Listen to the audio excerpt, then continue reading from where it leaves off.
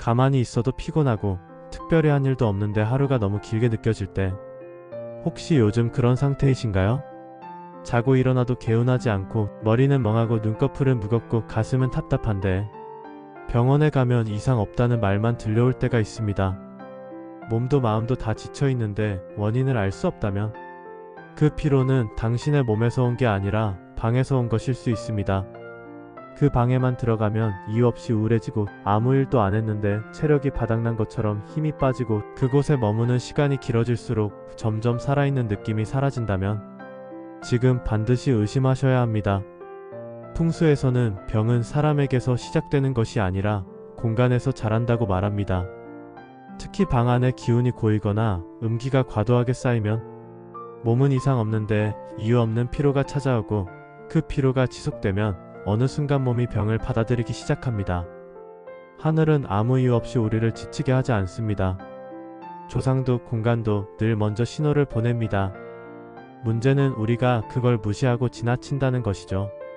오늘 이 영상에서는 자꾸 피곤한 진짜 이유, 풍수에서 말하는 병의 시작, 그리고 그 신호를 보내는 바로 그 방의 정체, 그리고 지금 당장 할 수 있는 풍수 실천법까지 자세히 알려드리겠습니다. 지금부터 끝까지 함께 해주세요. 이 영상 하나로 오늘의 피로가 사라질지도 모릅니다. 풍수지리에서는 공간을 사람의 제2의 혈이라고 말합니다. 몸에 혈이 흐르듯 공간에도 에너지 흐름이 있다는 것이죠. 이걸 우리는 흔히 기의 흐름, 즉 기운이라고 부릅니다.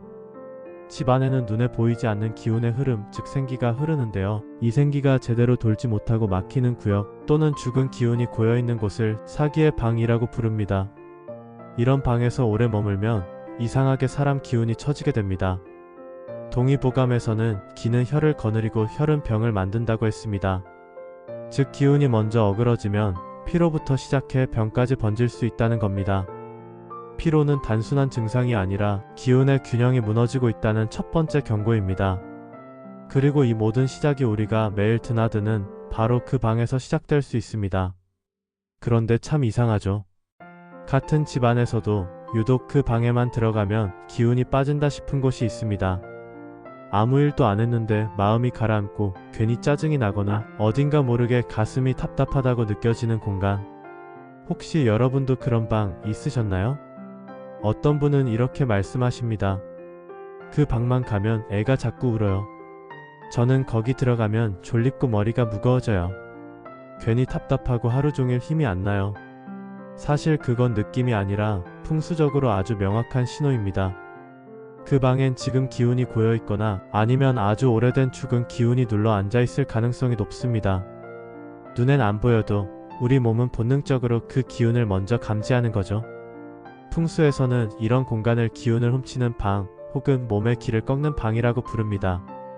아무리 좋은 집이라도 단 하나의 방 때문에 가족 전체의 건강과 기운이 무너질 수 있습니다.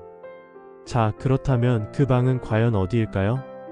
어떤 징조를 보이는 방이 당신의 피로를 만들고 있는 걸까요? 그리고 그 방에서 시작된 기운이 어떻게 우리 몸을 병들게 만드는 걸까요? 이제부터 그 비밀을 하나씩 풀어드리겠습니다. 첫 번째로 점검해야 할 공간은 침실입니다.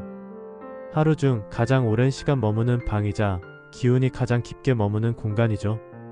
이 침실에 다음과 같은 조건이 있다면 반드시 조정하셔야 합니다. 머리 방향이 북쪽을 향하고 있는 경우, 풍수적으로 북쪽은 음기가 가장 강한 방향입니다.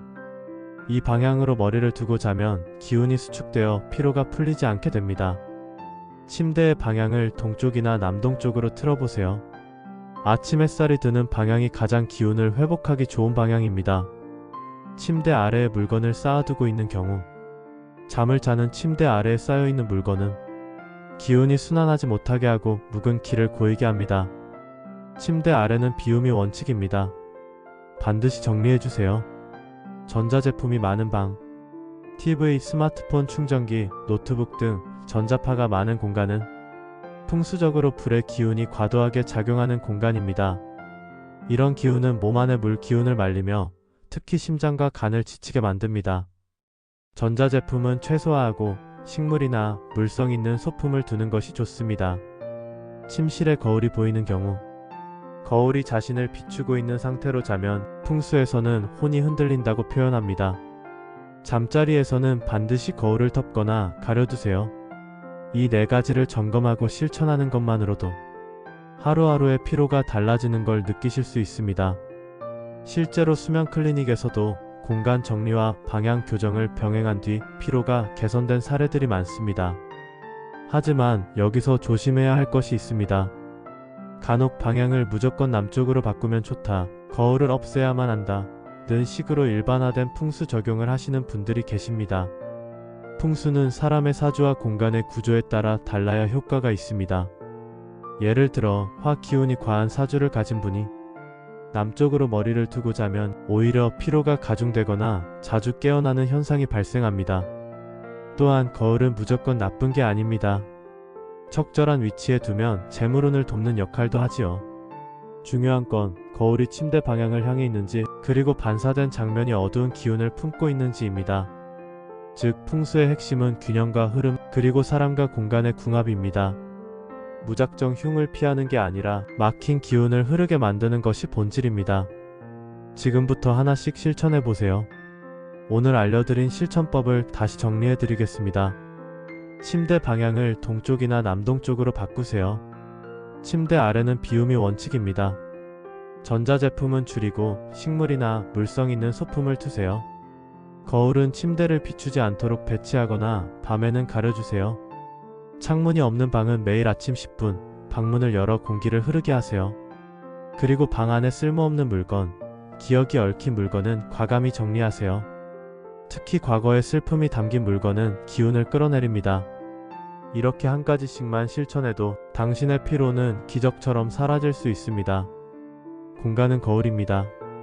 당신의 몸 상태와 삶의 흐름은 공간이 먼저 말해줍니다. 아무 이유 없이 피곤할 때 대부분은 내 몸이 약해졌나? 나이 탓인가? 라고 생각하십니다. 하지만 풍수는 말합니다. 몸보다 공간이 먼저 병들었을 수 있다고요. 오늘 우리는 괜히 피로할 때 의심해야 할 병이 시작되는 공간의 징조, 기운을 망치는 잘못된 방 구조, 그리고 피로를 걷어내는 풍수 실천법까지 알아봤습니다. 이제 공간을 바꾸면 당신의 하루도 달라질 수 있습니다. 하늘도 초상도 기운도 결국 몸보다 공간에서 먼저 움직입니다.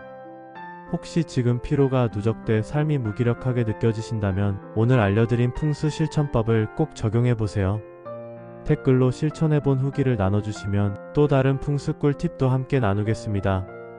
이 영상이 마음에 드셨다면 좋아요와 구독, 그리고 가까운 분들과 공유해주세요. 하루가 바뀌면 운이 바뀝니다. 그리고 그 변화는 지금 이 방에서 시작될 수 있습니다. 여러분의 집에, 여러분의 몸에, 그리고 삶에 맑은 기운과 복이 함께 하시길 바랍니다. 감사합니다.